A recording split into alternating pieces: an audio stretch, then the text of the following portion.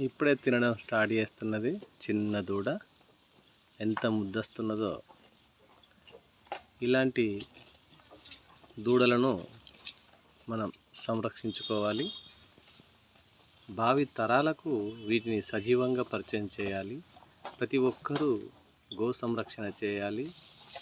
గోవు సనాతన హిందూ సంస్కృతి సాంప్రదాయాలలో సకల దేవతలు కొలువై ఉన్న ఒక దేహము. వాటిని రక్షించుకునే బాధ్యత హిందువులందరిది. ఎందుకంటే భూమిని సారవంతం చేయగల ఏకైక ప్రాణి ఉన్నది భూప్రపంచంలో అంటే ఒక గోమాత మాత్రమే.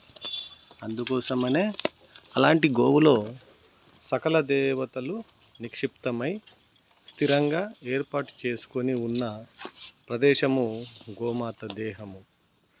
అందుకని ప్రతి ఒక్కరూ గోవును సంరక్షించుకోవాలి.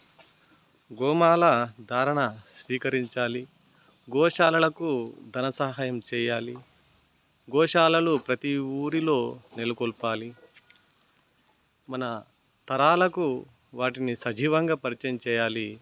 పిల్లలను గోశాలకు తీసుకువచ్చి గో ప్రదక్షిణలు చేసి గోవు యొక్క ఆశీర్వాదం, గోవులో స్థిరంగా ఉన్నటువంటి దేవతల యొక్క అనుగ్రహం పొందే విధంగా వారి భవిష్యత్తు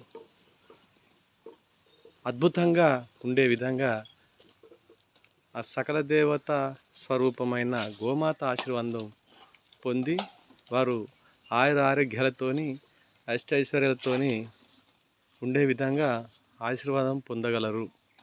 ప్రతి ఒక్కరూ గోశాల సందర్శించి గోవులకు మీ వంతు సహాయ సహకారాలు అందించాలని శ్రీ సరస్వతి గోశాల రామకృష్ణపూర్ ప్రాంగణంగా అందరినీ వినయపూర్వకంగా వేడుకోవడం జరుగుతుంది.